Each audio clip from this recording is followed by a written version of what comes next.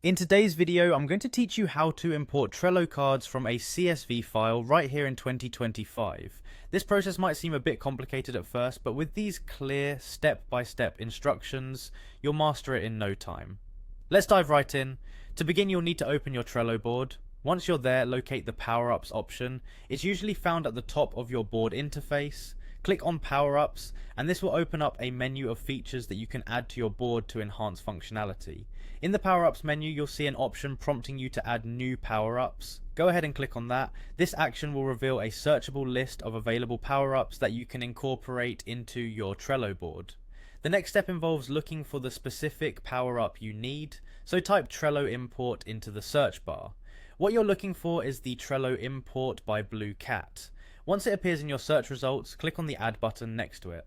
This power-up is specifically designed to facilitate the import of CSV files, making it exactly what you need for this task. Now that you have the Trello import power-up integrated with your board, it's time to upload your CSV file. Look for the option that says Choose File. Clicking on this will allow you to navigate through your local files. Select the CSV file that contains your data, and prepare to match the columns of your spreadsheet with Trello's fields. You'll notice on the screen various spreadsheet columns alongside corresponding Trello fields. This step is crucial because it ensures that data is transferred accurately from your CSV file to the Trello cards. Use the drop-down menus to align your spreadsheet column with the correct Trello field. If there's a column in your spreadsheet that you don't want to import, you can set its drop-down to No Field. With all your fields aligned, it's time for the final action. Click on the Check and Import button. This will initiate the process of importing your CSV data into Trello cards.